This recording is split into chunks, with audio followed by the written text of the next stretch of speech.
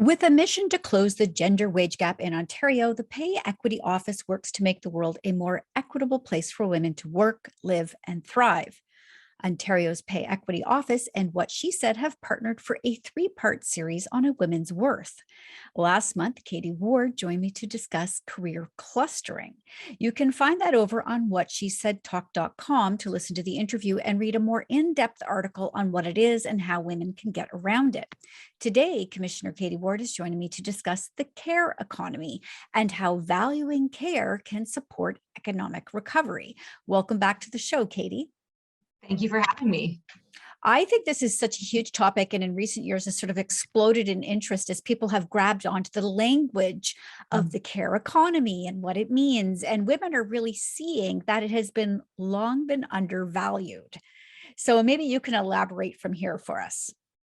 Sure, and I'll put some numbers to that undervaluation. But before we get into it, I want to talk, just I guess, contextualize care economy a bit, because I think, well, you mentioned last month we talked about care work or clustering of women, and women are often clustered in paid care work. Then there's also this undervaluation of paid care work that's just not in consideration. So, there's been long-standing gender norms and gender gaps around who does the caregiving, right? And I think COVID laid bare the negative consequences of having these sort of very gender divides of care work. So, women around the world spend on average more than twice as much time on unpaid care and domestic work than men. This is housework, childcare work, elder care.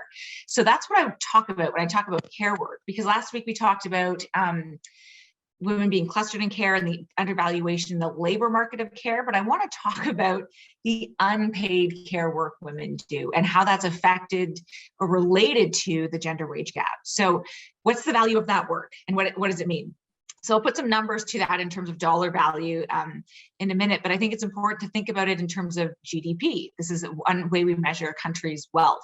And unpaid care and domestic work is valued, depending on the country, to be between 10 and 39% of gross domestic product. So that can be contributed. In some economies, unpaid care contributes more than manufacturing, commerce, or transportation.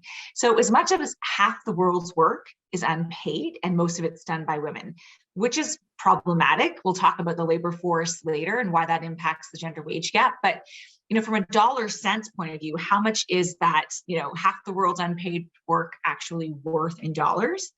Well, there's an estimate based on a survey done by the International Labour Organization. They looked at 64 different countries, and it shows that, listen to this, 16.4 billion hours are spent in unpaid care work every day.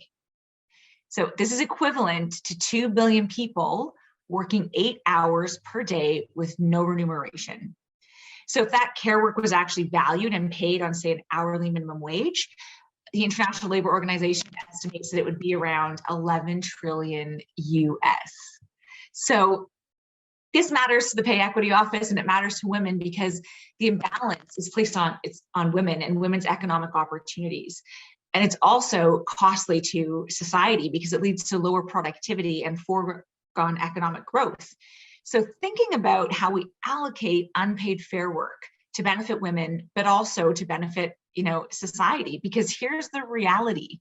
The economy is propped up by unpaid care work, right? It's the work that enables households to function. So adults in the household can participate in the labor force, which in turn produce salaries, which are invested, which are taxed, which goes back into public spending. So, it's the work that women primarily do that subsidizes, say, public care services when they're not actually available, like elder care or child care, other forms of domestic care. So unpaid care makes a substantial contribution to a country's economies, but it's mostly invisible and unrecognized and unaccounted for in decision making. But more importantly, it's unpaid.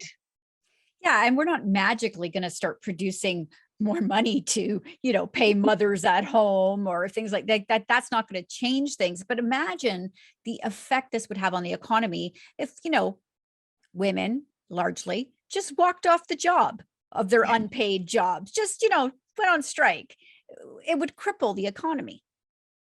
It would. And I think that's part of the discussion organizations like the International Labor Organization and OECD and these large multinational or multilateral organizations are having about the value of women's work to the economy that's unrecognized, right? Because we just rely on these things happening unsaid.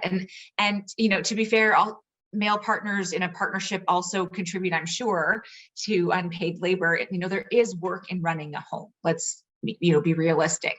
It's just the disproportionate impact on women, and that we're not accounting for it, or that we're not recognizing it. It's really interesting. It's worth noting that Norway, for a brief period of time, a couple of years following World War II, they actually counted the work of women in the home as part of their GDP. And they were forced to give up counting this measure because they wanted to comply with international labor standards and international labor reporting and GDP reporting, and nobody else was accounting for it at the time.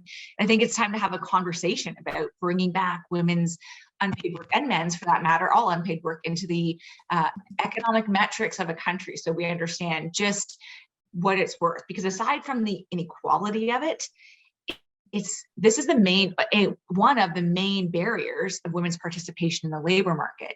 So they're wrapped up in a lot of unpaid care for family or domestic issues, and they're not able to come in, and they're more likely to work part-time because of care responsibilities.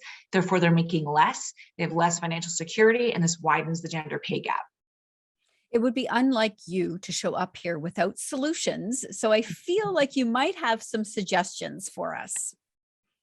Well, for sure. A couple of things. One, this is working. We're talking about it. One thing that's been a silver lining, I've said this before, in the pandemic, is it's brought women's economic injustices to the forefront, and policymakers are paying attention. So we're starting to see legislation like the right to disconnect. And the right to disconnect legislation, I think, impacts women in a big way, because it's women who, during the pandemic, we talk about a she session. Other organizations are starting to actually call it a mom session, because it was mostly working mothers of school-age children who felt the impact. And so these working mothers of school-age children, when daycares and school shut down, had a disproportionate amount of care work at home. This created massive challenges in their jobs, right? Because they were saying to employers, look, I have my kids from now till 8 till 3 or whatever the hours are. So they're working, really unhealthy work-life balance. So legislation like the right to disconnect is going to help women, I think, stand up for their rights in the workplace and work with employers to accommodate the new kind of family reality for women, because it's a huge challenge we're all facing right now. We're all still, 2 years in, we're still trying to figure out what is the balance. So legislation helps. Employers have a big role to play in this, in terms of connecting with the women on their team to figure out what are the challenges. Can you do flex hours? Can you make different timing work for different people within the workforce? And I would say as well that maybe, some businesses need to really explore if the return to office is mandatory. I mean, if you think about the time lost in commuting every day, when the job can be done from home just as effective, and I think employees have largely proved that through this pandemic, that they will still work, can still be productive, right? It's true. And this is now, a great debate because of this great resignation, which we're hearing a lot about in the news, or the great reset in terms of the workforce. And so this is a true story. I mean, prior to the pandemic, women, were they were made up about 39% of the labor force, and that dropped significantly. So now women are saying, look, we want to come back, and there's value, and employers see the value, but the employers need to come to the table and be flexible. And I think this work from home, or the location independent work, is one way to substantially help women who, you rightly said it, the commute is killer for a lot of people. Over an hour or close to an hour for a lot of people. And that's just so much time away now when care is inconsistent in terms of daycare, or schooling is inconsistent. So allowing that, I think, is going to make a big difference for mothers. All right. Kadie, thank you so much for joining me. As always, you're a wealth of information. You're going to be back next month. But for now, people can find you and more about Pay Equity Office where? payequity.gov.on.ca. And I want to also let people know they can go to leveltheplayingfield.ca if they're interested in more economic information. We ran a series on women, work, money, and economics, and they can find out information about the hard economic facts in our first episode. All right. Thank you so much for joining me today, Kadie. Thank you.